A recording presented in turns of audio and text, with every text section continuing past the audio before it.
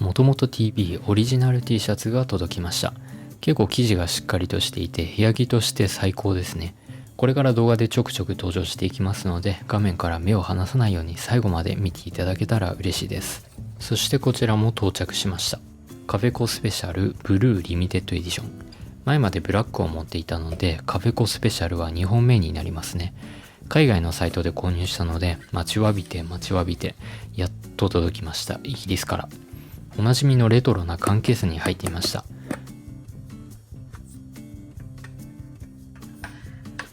カフェコのロゴマークのステッカー、それから取扱説明書も付属していました。カフェコは1888年に創業して、一回1970年に倒産をしてしまったんですけれども、そこから復刻をして今もなお愛され続けている140年近くも歴史があるブランドとなっています。それでは早速ペンの方を見ていきましょう。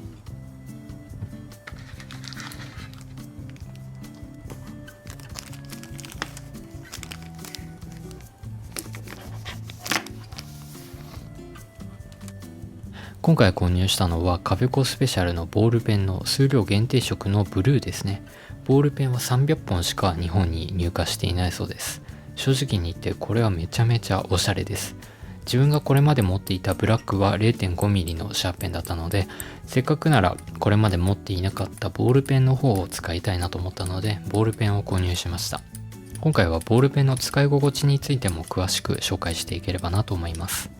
値段は7000円プラス消費税です。通常色のブラックのボールペンは5500円プラス消費税なので、差額だけで割といいペンが買えてしまいます。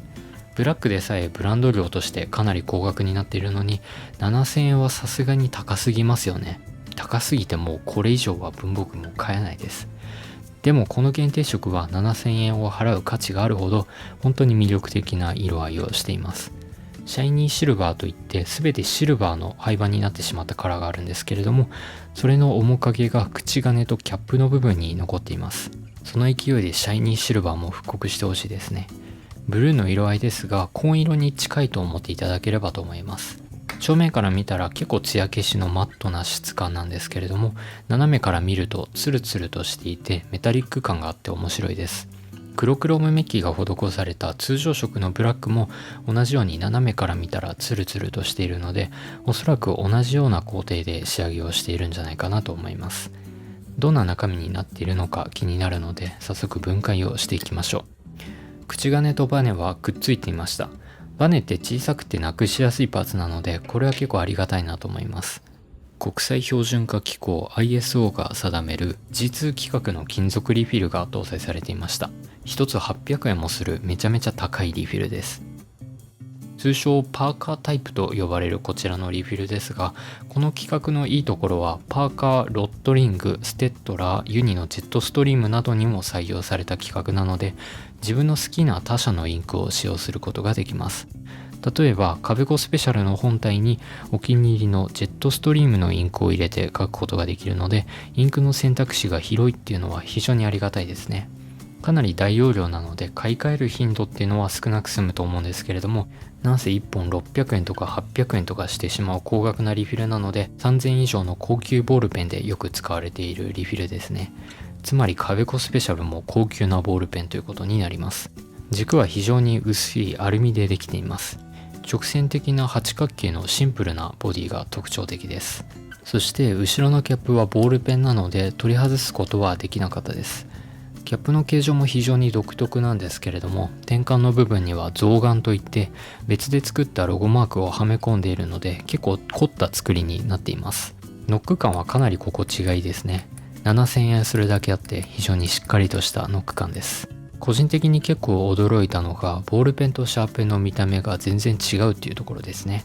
まずロゴの部分ですが、ペンシルの場合は神経を表す 0.5 が左側のカフェコスペシャルと同じように筆記体で書かれています。ボールペンの場合は BP と書かれていて、筆記体ではなくて右側のジャーマニーと同じようなフォントで書かれていました。BP が筆記体で書かれていないのがちょっと最初違和感を感じました。ボールペンの方がモダンな印象で、パッと見で違いが分かりやすいっていうのがいいかもしれないですね。あとボールペンの方が若干口金が長くなっています。決定的な違いは後ろのキャップの首の長さですね。ボールペンはノックをするときにストロークが長くなるので、その分首が長くなっています。正直に言ってこれは長すぎるかなと思いました。今にもキャップが外れそうなぐらい出っ張っているので、慣れるのにはちょっと時間が必要かなと思います。あとペンの後ろの方にボールペンの機構が搭載されているので、どうしても重心の位置がペンシルと比べて後ろの方になってしまいます。重量もペンシルと比べて 5g 近く重たくなっているので、ボールペンの方は持ってみると少しずっしりとした感じが伝わってきます。なのでシャーペンは軽くて低重心ですごく書きやすいんですけれども、ボールペンも同じだろうと思って購入するとちょっと期待とは違うかもしれないので注意していただければと思います。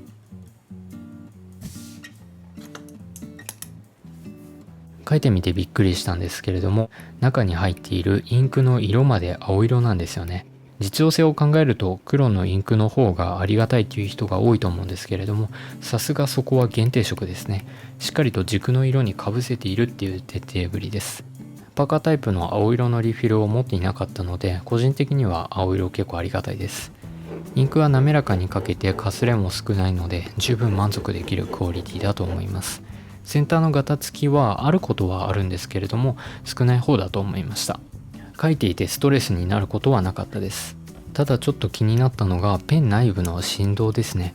キャップもしくはペンの後ろにあるボールペンの機構が書いている時にわずかに振動しているような感じがします。シャーペンだとキャップにセロハンテープを巻けば解決してくれるんですけれども、ボールペンはキャップを取り外せないのでちょっともどかしいですよね。あと別売りのクリップはキャップが取り外すことができないので、ちょっとつけるのが大変でした。一応つけることはできますね。ブルーはクリップがすごく似合いますね。個人的には限定色のブルーはクリップをつけたデザインの方が好みです。書きやすさについてですが、ペンシルは書きやすすぎてそれに比べると劣るかなといった印象を受けました。軸はすごく握りやすいので、書きやすさに関しては普通ぐらいの、偏差値50ぐらいといった感じです。ボールペンは書きやすさというよりかはずっしりとしていて滑らかなので、書き味が優れていると思っていただければと思います。ということで今日はカフェコスペシャルの数量限定色ブルーのボールペンの開封でした。自分のチャンネルはこういう限定色とか新発売の文房具の情報が結構遅れてしまいがちなので、いろいろともっと早く紹介していければと思います。それではまたお会いしましょう。ご視聴ありがとうございました。